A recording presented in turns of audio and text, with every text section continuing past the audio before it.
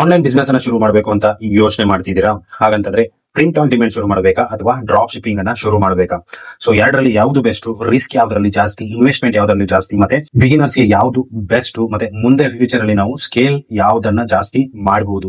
So ಎಲ್ಲಾನು complete ಆಗಿ ಈ ವಿಡಿಯೋದಲ್ಲಿ ನಾನು ನಿಮಗೆ ಎಕ್ಸ್ಪ್ಲೈನ್ ಮಾಡ್ತಾ ಇದ್ದೀನಿ. ವಿಡಿಯೋನ ಎಂಡ್ ವರ್ಗು ನೋಡಿದ್ರಿ ಅಂತಂದ್ರೆ ನಿಮಗೆ ಕಂಪ್ಲೀಟ್ ಆಗಿ ಅರ್ಥ ಆಗುತ್ತೆ.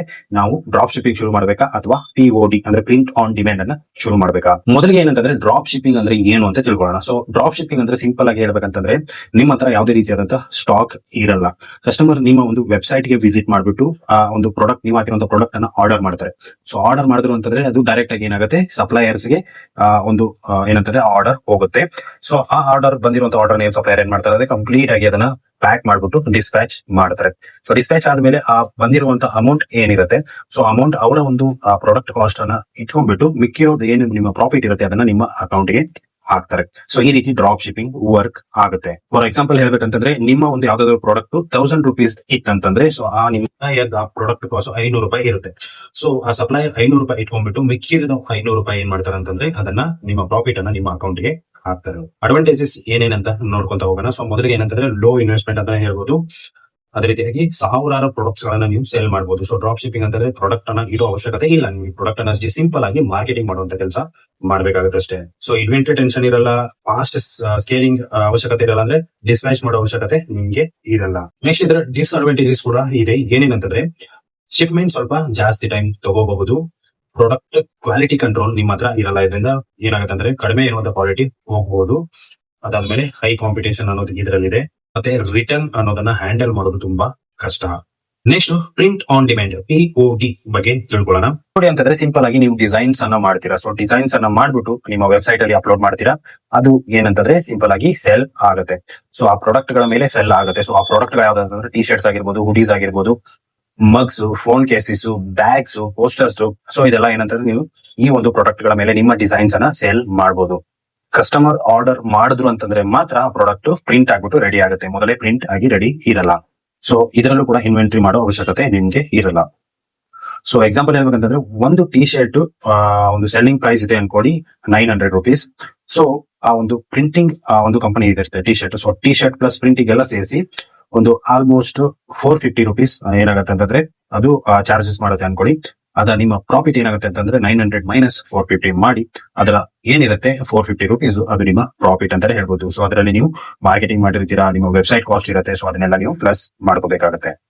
ಅಡ್ವಾಂಟೇಜಸ್ ಏನಂತಂದ್ರೆ ನಿಮ್ಮ ಓನ್ ಬ್ರ್ಯಾಂಡ್ ಅನ್ನ ನೀವು ಬಿಲ್ಡ್ ಮಾಡಬಹುದು. ಮತ್ತೆ ಯೂನಿಕ್ ಪ್ರಾಡಕ್ಟ್ಸ್ ಗಳು ಕೂಡ ನಿಮ್ಗೆ ಇದರಲ್ಲಿ ಸಿಗುತ್ತೆ. ಕಾಂಪಿಟೇಷನ್ ಇದರಲ್ಲಿ ಕಡಿಮೆನೆ, ಮತ್ತೆ ಹೈಯರ್ ಕಸ್ಟಮರ್ ಲಾಯಲ್ಟಿ ಇರುತ್ತೆ. ಮತ್ತೆ ಇದರ ಡಿಸ್ಅಡ್ವಾಂಟೇಜಸ್ ಕೂಡ ನಿಮಗೆ ಸಿಗುತ್ತೆ. ಡಿಸೈನ್ ಸ್ಕಿಲ್ಸ್ ಕಂಪ್ಲೀಟ್ ಆಗಿ ಬೇಕಾಗುತ್ತೆ ನಿಮಗೆ.